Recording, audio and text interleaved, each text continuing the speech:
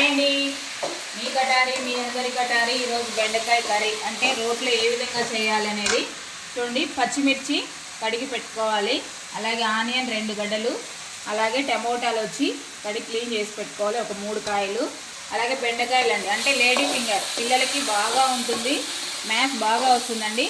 ఇవి ఒక 15 నిమిషాల ముందు బెండకాయలు కడిగి పెట్టుకోవాలండి.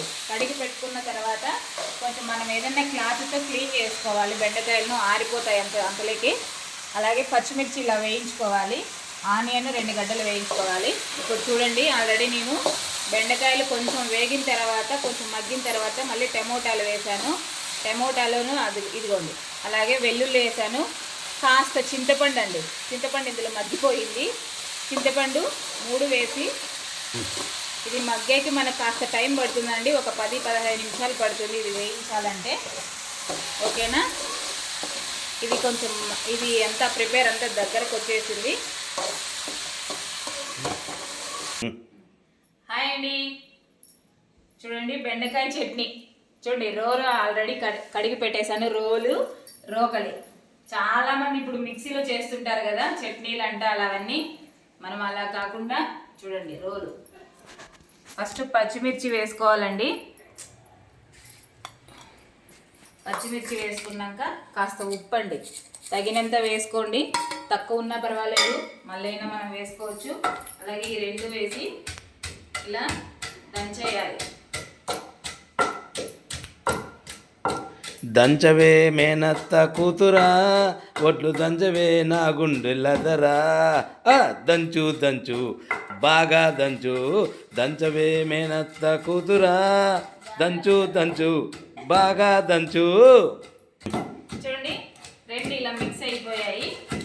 అయిపోయిన తర్వాత కొంచెం కారం ఎక్కువ తినే వాళ్ళు ఉంటారు, తక్కువ తినే వాళ్ళు ఉంటారు కదా, అలాగే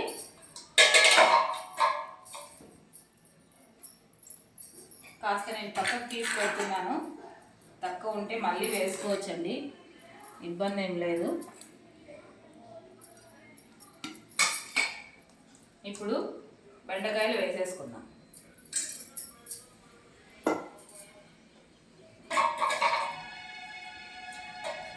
చూడండి, బాగా వేయించి మగ్గబెట్టేశాను. ఇవి ఇందులోకి వేసేద్దాం. బాగా ఫ్రై చేస్తే బాండీలు అయిపోతుందండి.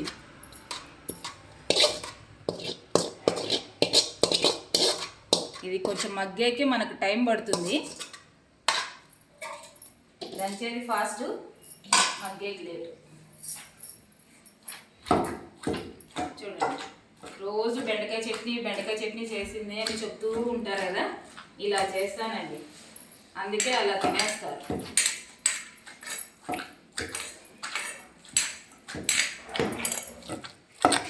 చూడండి, ఇదంతా ఇలా బాగా మెదిగిపోయిన తర్వాత ఆనియన్ అంటే మనం కట్ చేసి వేయించి పెట్టుకున్నాం కదా ఎర్రగడ్డలు ముక్కలు ఇలా వేసేసుకొని అంతే, వెరీ సింపుల్. ఇలాగ దంచేసుకొని వేడివేడి అన్నంలో తింటే అసలు చాలా బాగుంటుందండి. అయిపోయింది చూడండి, ఇలా మెదగాలి చట్నీ.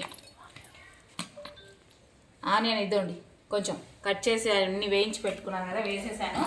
ఇలా మెదిగిన తర్వాత వేడివేడి అన్నంలో తింటే సూపర్గా ఉంటుందండి. చూడండి, మిక్సీ కంటే ఇలా రోట్లో వేసి దంచుకుంటే చాలా బాగుంటుంది. ఎలాగుంటుందో రైస్లోకి చూపించేస్తాను ఒకసారి. సరేలే, చూడండి వేడివేడి అన్నంలోకి ఎలా ఉంటుందో మా అబ్బాయి చెప్పేస్తాడు. తిని చూడు.